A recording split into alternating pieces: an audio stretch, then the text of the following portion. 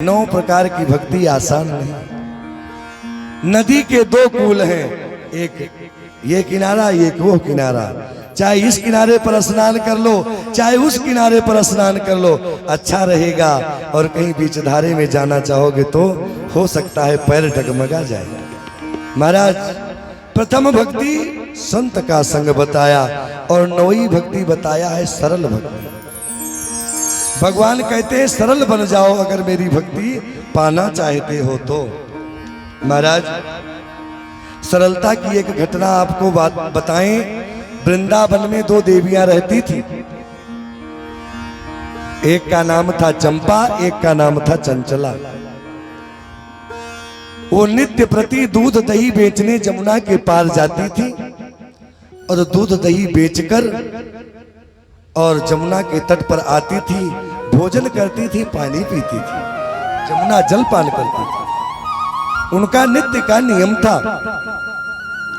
एक दिन महाराज वो दोनों ग्वालिनी चंपा और चंचला दूध दही बेचकर आई।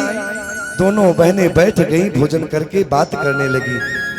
चंपा ने कहा चंचला से कि बहन मैंने सुना है क्या भगवान होते हैं? क्या भगवान होते हैं? चंपा ने कहा। चंचला ने कहा हाँ बहन भगवान होते हैं। तो चंपा ने पूछा कहाँ होते हैं? चंचला ने कहा भगवान संतों के पास होते हैं। मैंने सुना है भगवान संतों के पास होते हैं। कहा तो कभी संत की कृपा होगी तो भगवान का दर्शन होगा। कहा हाँ बहन। दोनों भगवान की बहुत भक्त थी, पढ़ी लिखी नहीं थी लेकिन भगवान की भक्त थी। महाराज एक दिन की बात, चंपा और चंचला दूध दही लेकर आई और गई, बेचकर लौटी, यमुना जी के तट पर बैठ गई। जो भोजन लेकर गई थी दोनों ने उसको ग्रहण किया, जमुना जलपान किया। तब तक एक संत जी उधर से दिखाई पड़े आते हुए, धोती लंगोटी वाले संत जी, हाथ में कमंडल, बगल में झोली। महाराज आते दिखाई पड़े और चंपा ने कहा चंचला से बहन देखो वो संत जी आ रहे हैं, आज हो सकता है भगवान का दर्शन हो जाए। महाराज संत जी आए, जमुना जी के तट पर अपने वस्त्रों को त्यागा और झोली को रख दिया, कमंडल में जल लिया और जल लेकर दूर चले गए। जल लेकर दूर चले गए महाराज दीर्घ शंका से निवृत्त होने के लिए। जब वो दूर चले गए तो चंपा ने चंचला से कहा बहन तुम कहती थी कि भगवान संतों के पास होते हैं, तो लाओ देखें भगवान कहाँ हैं, कैसे हैं? महाराज संत जी के झोली को उठा लिया। अवसर सुनसान पाए देवी चंचला ने, झोरी से झपटी रघुनाथ को निकारो। महाराज झोली को उठाया और झोली में हाथ डाला तो एक डिब्बा मिला। संतों के पास क्या होता है, रामायण, माला, घंटी, चंदन, गीता की पुस्तक, यही सब। और एक डिब्बा मिला। महाराज डिब्बे को निकाला, डिब्बे के ढक्कन को खोला तो सुंदर एक मखमल का वस्त्र ऊपर पड़ा है। उसको हटाया तो एक और पीतांबर पड़ा हुआ है। उसको हटाया तो यही लड्डू गोपाल उसमें बैठे थे। महाराज अवसर सुनसान पाए देवी चंचला ने, झोरी से झपटी रघुनाथ को निकारो है। और देखी बाल रूप बिन मोल ही बिकाए गई, ही लाए बार बार अवधेश के दुलारो। महाराज भगवान को देखा, प्रभु के कर कमल पद पंकज बिलो की वक्र, द्रिवित राजेश हुई बचन उचारे हैं। जब दोनों देवियों ने भगवान को ठीक से देखा तो उनका पैर टेढ़ा है, कमर टेढ़ी है, 3 जगह से टेढ़े हैं महाराज। तो देखा द्रवित हो गई। द्रवित राजेश होई बचन उचारे कि झोरी माही राखी राखी कोमल श्री राम जी के हाथ पाँव निगुरे ने टेढ़े करी डारे हैं, हाथ पाँव निगुरे ने टेढ़े करी डारे। दोनों देवियां कहती हैं ये कैसा साधु है जो भगवान को डिब्बे में बंद कर दिया और डिब्बे में बंद करके हाथ पांव टेढ़ा कर दिया। महाराज इसका कौन गुरु है? तुरंत दोनों देवियों ने अपने मटके से मक्खन निकाला और भगवान के मालिश करने लगी।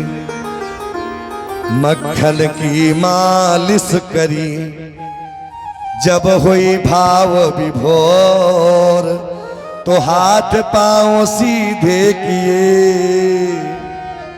नटवर नंद किशोर, नटवर नंद किशोर।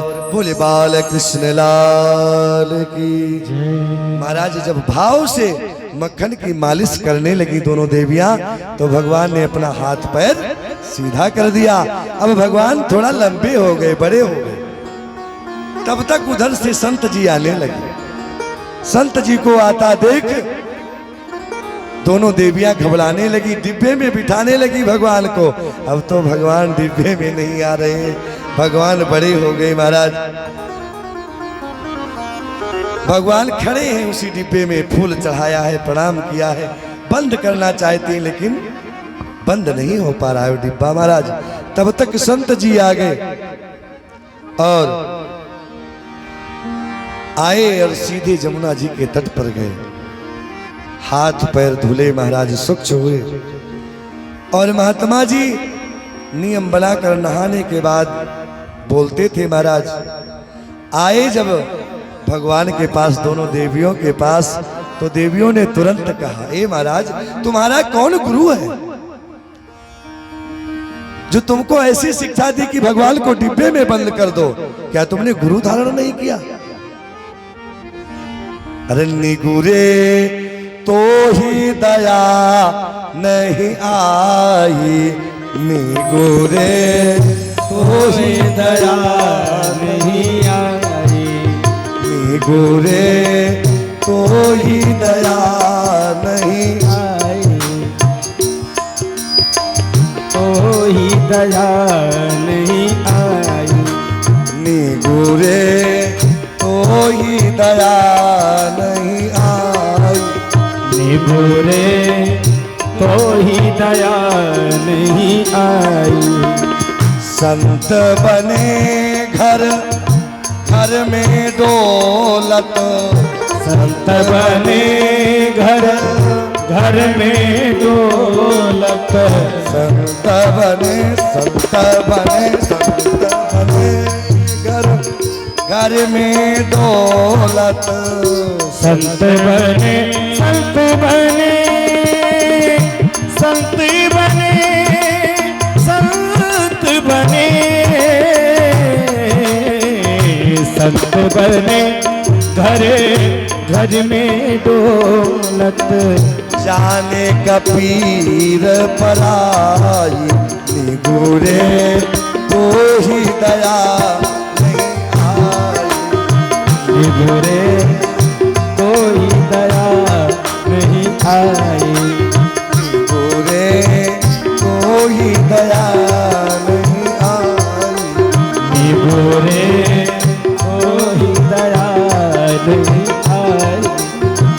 जाने कब से इस डिब्बे में, जाने कब से इस डिब्बे में, जाने कब से इस डिब्बे में, जाने कब जाने कब जाने कब से इस डिब्बे में, राखे शिशु रघुराई, निगुरे तो ही दया नहीं आई, निगुरे कोई दया नहीं आई, निगुरे कोई दया नहीं आई।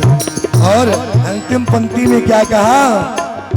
अंग अंग किए वक्र बाबरे, अंग अंग किए भक्त बावरे, अंग अंग किए वक्र बाबरे, अंग अंग किए वक्र बावरे। असमति कौन सिखाई निगोरे तो ही दया नहीं आई, कोई दया रे कोई दया नहीं आई। महाराज संत जी ने क्या कहा, क्या हुआ? और जब देखा भगवान को कि भगवान खड़े हैं तो आकर दंडवत प्रणाम किया भगवान ने। भगवान को संत जी ने कहा प्रभु तज के जग के सुख इतने दिन हमें बेस विराग में कूदे भय। अरे संसार के सुखों को मैंने त्याग दिया आपकी भक्ति के लिए। तीरथ और मठ मंदिर में ध्यान धरे दृग मूंदे भय। प्राण समान उदान बयान को कोमल कंठ में रोंधे भय। और मोहि टेढ़े राम ललाजू रहे अबला अनजान से सूधो भय। अबला अनजान से सूधो भय। संत जी ने कहा हे प्रभु हमने इतने दिन से आपकी सेवा की, संसार के सभी सुखों को भोगों को छोड़ दिया आपके लिए। जटा रखा लिया, दाढ़ी बढ़ा लिया, घर छोड़ दिया, परिवार छोड़ दिया, नगर बस्ती को छोड़ दिया, लेकिन आप हमसे कभी सीधे नहीं हुए। और इन अबला के पास आप इनका हाथ लगा, आप कैसे सीधे हो गए?